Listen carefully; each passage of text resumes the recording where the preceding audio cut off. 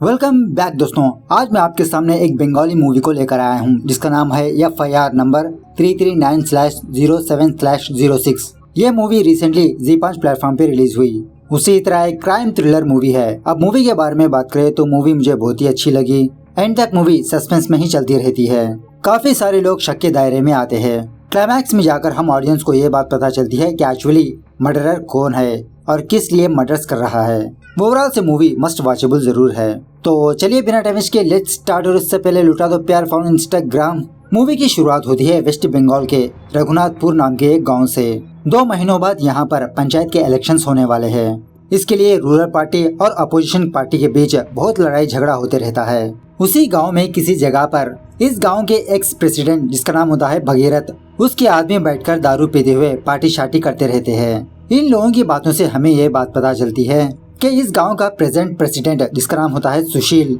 उसकी एक आदमी की हत्या हो चुकी है और यही इस गांव की हॉट टॉपिक है।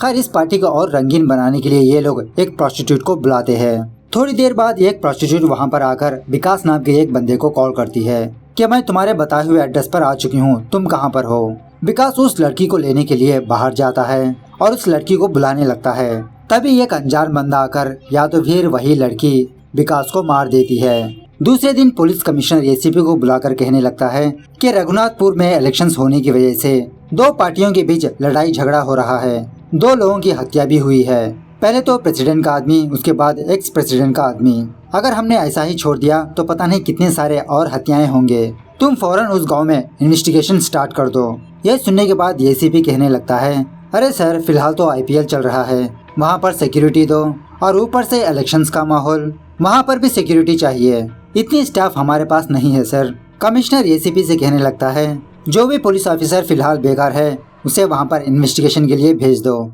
एटलीस्ट फॉर्मेलिटी के लिए तो ये इन्वेस्टिगेशन करनी होगी। खास के बाद उस गांव का एक्स प्रेसिडेंट भगीरथ ACP को कॉल करके कहने लगता है, सुशील के आदमियों ने कल रात मेरे आदमी को मारा। इसका बदला कैसे लेना है वो मुझे अच्छी तरह से पता है। तुम लोगों की पुलिस इन्वेस्टिगेशन यहाँ पर जरूरत नहीं है। ACP भगीरथ से कहने लगता है, आप फिक्र मत कीजिए, ये इन्वेस्टिगेशन सिर्फ नाम के लिए होगी। मैं बस मेरे किसी पुलिस ऑफिसर को आपके गांव भेज के रिपोर्ट लाने के लिए कहूँगा। जब तक आप वहाँ के लोकल ऑफिसर से कहिए कि रिपोर्ट रेडी रखे। खैर दूसरे सीन में दत्ता नाम के एक पुलिस ऑफिसर को दिखाया जाता है जो दोपहर के 2 बजे इसकी नींद खुलती है। एक्चुअली दत्ता एक सिंसियर पुलिस ऑफिसर होता है। इसी की सिंसियरिटी की वजह से कुछ साल पहले कुछ गुंडे इसकी फैमिली को मार दिया, इसकी बीवी और बच्ची को। जब से लेते हुए दत्ता अपनी ड्यूटी को सही तरह से ना जाते हुए हमेशा घर में अकेला बैठा रहता है, अपनी फैमिली को मिस करता हुआ। थोड़ी देर बाद ACP दत्ता के पास आता है और दत्ता से कहने लगता है कि तुमको एक छोटी सी इंक्वायरी करनी होगी। ज्यादा काम तो नहीं है, बस तुमको उस गांव जाकर रिपोर्ट को ले आना है। बस ये एक फॉर्मेलिटी की इन्वेस्टिगेशन है। यह सुनने के बाद दत्ता पहले तो इनकार कर देता है, लेकिन बाद में ACP दत्ता को रिक्वेस्ट करने लगता है क्योंकि स्टाफ तो नहीं है। सो फाइनली दत्ता ACP की बात को मान लेता है। इस तरफ भगीरथ उस गांव के लोकल ऑफिसर जिसका नाम होता है परितेश, उसे बुलाकर कहने लगता है, कई सालों से हमारी फैमिली इस गांव पर राज करती आ रही है। सिर्फ एक बार मैंने इस इलेक्शन को हारा है। लकीली सुशील प्रेसिडेंट बना, उसी ने मेरे आदमी को मरवाया। बदला कैसे लेना है मुझे अच्छी तरह से आता है। वैसे भी कल यहाँ पर एक पुलिस वाला आने वाला है, जब तक तुम एक झूठी रिपोर्ट तैयार करके रखो।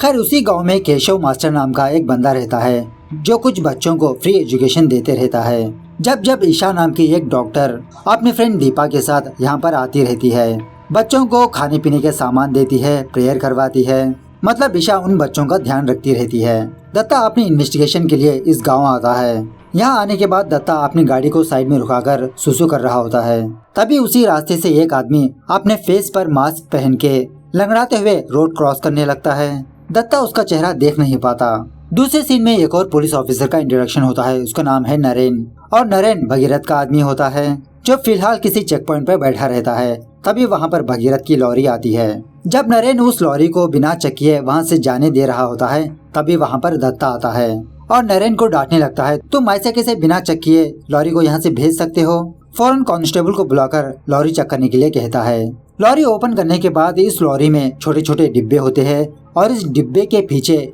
बहुत सारी छोटी छोटी बच्चियां होती है, मतलब इस kind of human trafficking. Bhagirath का ये भी एक काला धंधा है। ये देखने के बाद नरेन नाटक करके उस ड्राइवर और क्लीनर को वहाँ से भागने के लिए कहता है। जब ड्राइवर वहाँ से भाग रहा होता है तो दत्ता किसी भी तरह करके इन दोनों को पकड़ लेता है। इन दोनों को अरेस्ट करके गाड़ी को सीज करने के लिए कहता है।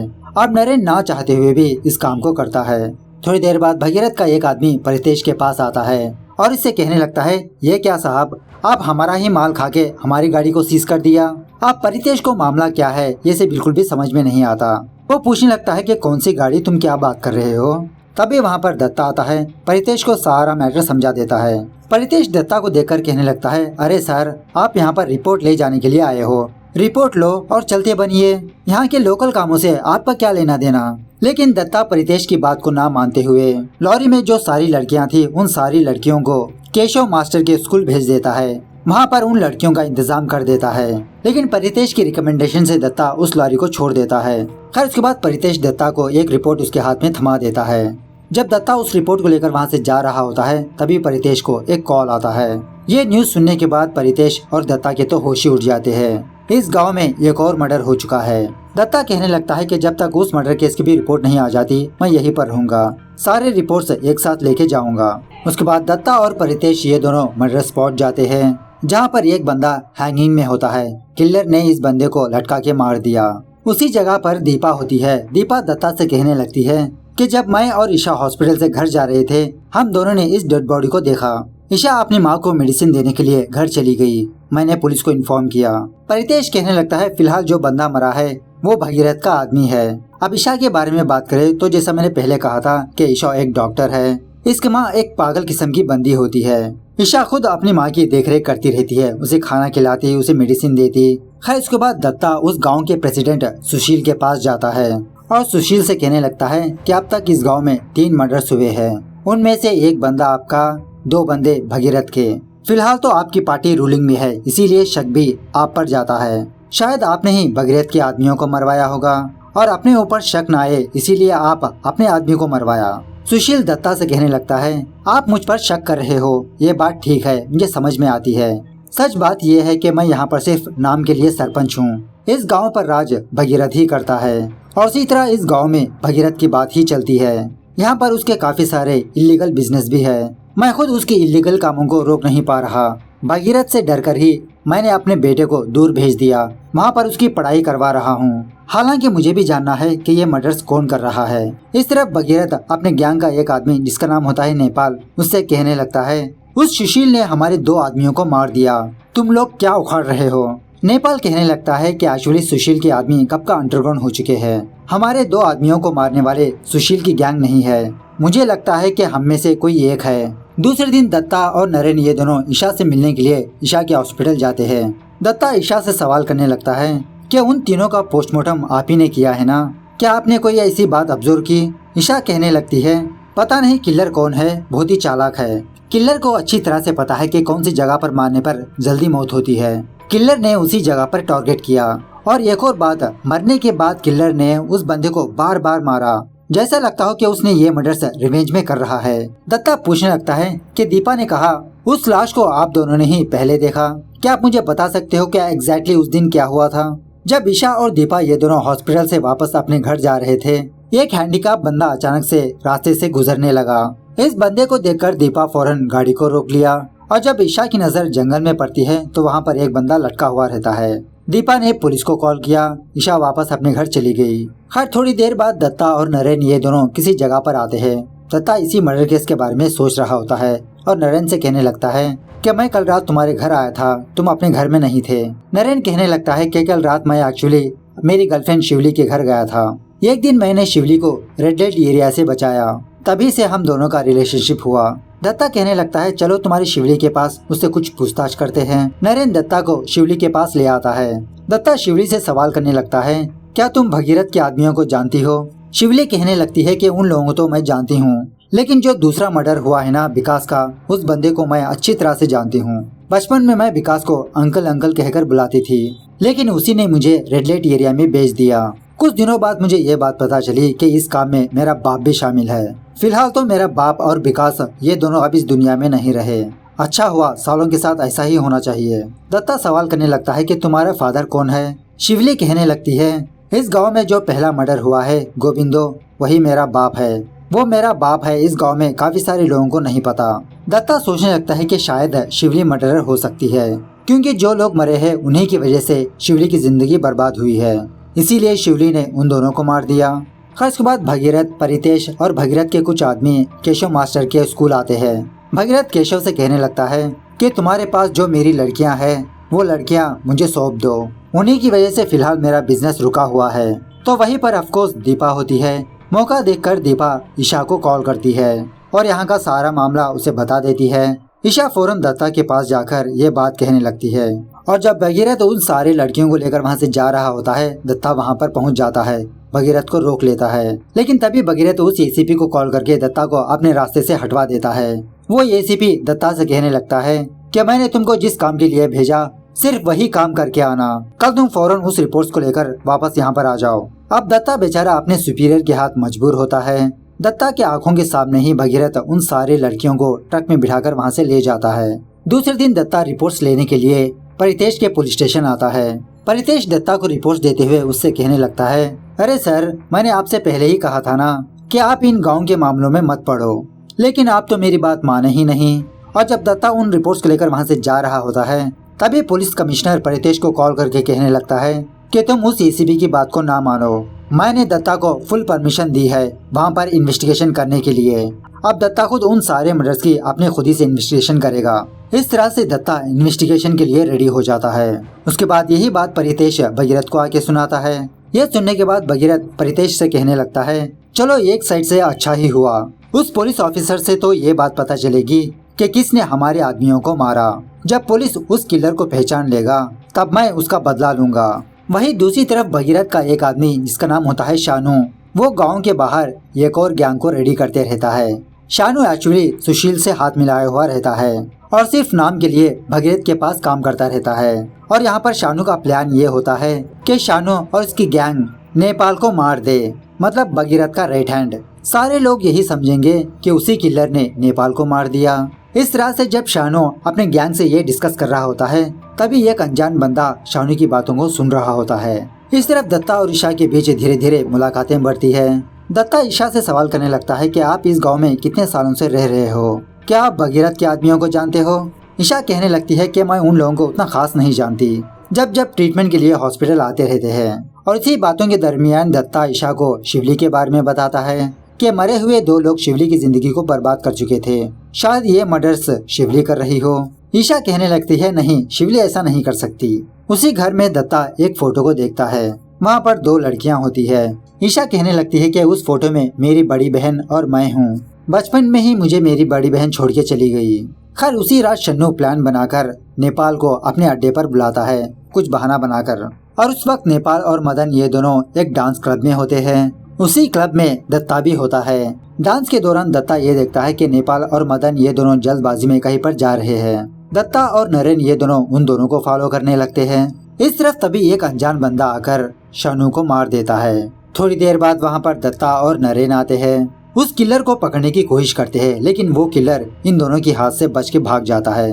उसके बाद ये एक अनजान बंदा केशव मास्टर के पास आकर कहने लगता है कि मास्टर जी आपका काम हो गया। और दिखने में ऐसा लगता है कि ये बंदा हैंडीकैप है, मतलब ये बंदा लंगड़ाते हुए चल रहा है। उसके बाद केशव मास्टर अपने रूम में जाकर शानू का नाम मार देता है, मतलब केशव मास्टर ने दीवार पर काफी सारे नामों को लिखा होता है। इस तरफ थोड़ी देर बाद ये बात भगीरथ को पता चलती है। भगीरथ शानू की लाश को देखने के लिए यहाँ पर आता है।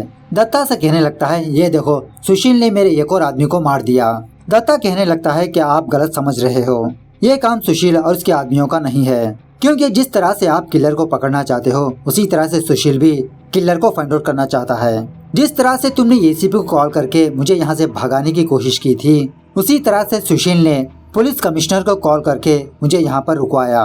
दत्ता भगीरथ से कहने लगता है कि शायद तुम्हारी गैंग ने कुछ क्राइम किया होगा, किसी के साथ अन्याय किया होगा, वही तुम्हारे बंदों को मार रहा है, अपना बदला ले रहा है। उसके बाद दूसरे दिन दत्ता पुलिस स्टेशन आकर जो लोग मरे हैं उनके नाम ब्लैक बोर्ड पे लिखता है और अपनी टीम से कहने लगता है कि इन चारों में से एक आदमी सुशील का है, 3 आदमी भगीरथ के हैं। तभी ये कांस्टेबल दत्ता से कहने लगता है कि सर गोविंदू भी पहले भगीरथ के टीम में ही काम करता था, कुछ ही सालों पहले इसने अपनी पार्टी बदल ली।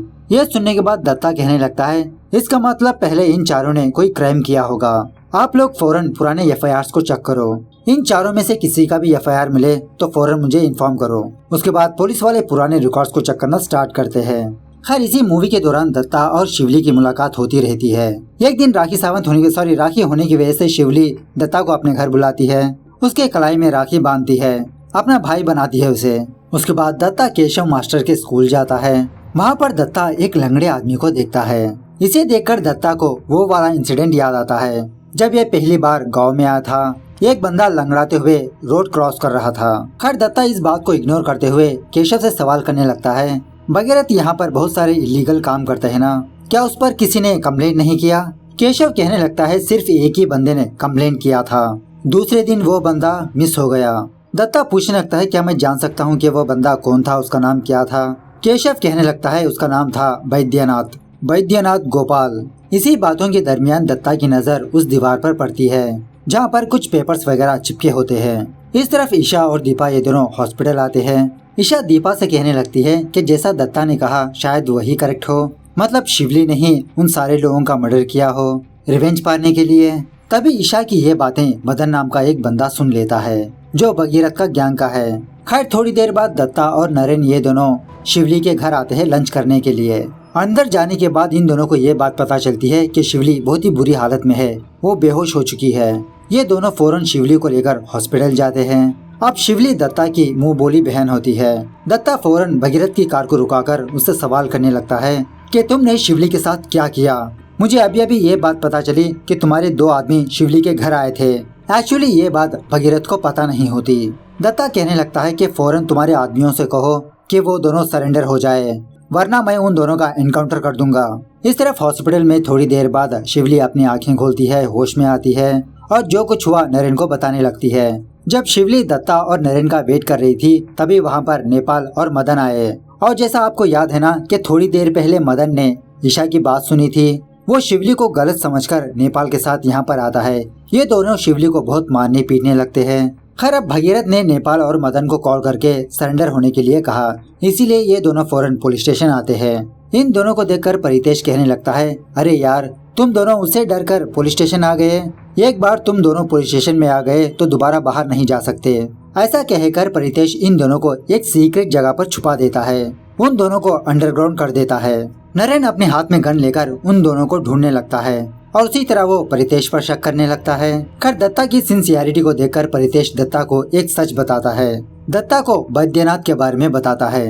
ये जान लेने के बाद दत्ता फौरन केशव मास्टर के पास जाता है और उससे कहने लगता है कि अब मुझे पता चल चुका है कि बैद्यनाथ कौन है और उसी तरह जो लोग मरे हैं, जो लोग मरने वाले हैं, उनके नाम आपके बोर्ड पर है। और केशव को सच बताने के लिए कहता है। केशव कहने लगता है कि बैद्यनाथ और कोई नहीं, मेरा जीजा है, मेरी बहन का हस्बैंड। कुछ सालों पहले मेरी बहन की फैमिली हमारे घर आए थे। एक दिन ईशा और दिशा ये दोनों छुपन छुपाई का गेम खेल रहे थे। वहीं से भगीरथ के 6 आदमी गुजर रहे थे। उन सारे लोगों की बुरी नजर दिशा पर पड़ी। उन 6 लोगों ने मिलकर दिशा के साथ RAP किया, जिसकी वजह से दिशा की मौत हो गई। वहीं पर ईशा पेड़ के पीछे खड़े रहकर ये सारा सब कुछ देख रही थी। ईशा ने ये बात मुझसे आकर कहा, बेटी की मरने की गम में मेरी बहन पागल हो गई। बैद्यनाथ ने उस गैंग पर कंप्लेंट किया, लेकिन वो 6 लोग बैद्यनाथ को ही मार दिया। खैर अब परितेश ने नेपाल और मदन को किसी जगह पर छुपा के रखा होता है। तभी वहाँ पर ईशा आती है और यहाँ पर हमें एक और बात पता चलती है कि एक्चुअली परितेश भगीरथ का आदमी होने का नाटक कर रहा था। हालांकि परितेश ही उन 6 लोगों की इन्फॉर्मेशन दिशा और केशव मास्टर को दी थी। मौका देखकर ईशा उन 4 लोगों को एक के बाद एक मार दिया। ईशा को देखने के बाद नेपाल और मदन ये दोनों वहाँ से भागने लगते हैं, लेकिन दीपा इनके सामने आ जाती है और उसी तरह केशव मास्टर, वो लंगड़ा आदमी, कांस्टेबल, सारे लोग इन दोनों को घेर लेते हैं। इसी दरमियान में वहाँ पर नरेन भी आ जाता है। इन दोनों को मारने के लिए अपनी गन निकालता है। दत्ता फौरन नरेन को रोक देता है और नरेन से कहने लगता है कि हम इन दोनों को जेल भिजवाएंगे, कानून को अपने हाथ में मत लो। लेकिन नरेन दत्ता की बात को नहीं मानता। इस तरह से यहाँ पर इन दोनों के बीच छोटी सी हाथापाई होने लगती है। मौका देखकर ईशा नेपाल को मार देती है और जब ईशा मदन को मारने के लिए आगे बढ़ रही होती है, दत्ता खुद मदन पर गोली चला देता है। उसके बाद दत्ता पुलिस कमिश्नर के पास आकर ये रिपोर्ट देता है कि इसके बचाव के लिए दत्ता ने मदन पर गोली चलाई और उसी तरह वो सारे लोग गैंग वार में मारे गए। इसके पीछे कोई सीरियल किलर का हाथ नहीं। इस तरफ रघुनाथपुर में पुलिस वाले भगीरथ को अरेस्ट कर लेते हैं, उसके सारे बिजनेस को सीज कर देते हैं। फाइनली दत्ता और ईशा ये दोनों सेटल हो जाते हैं। इस तरह से ये मूवी यहाँ पर दी एंड होती है। तो मूवी कैसे लगी कमेंट करके बताना जरूर। मिलते हैं अगली वीडियो में, तब तक take care, bye bye, see you soon.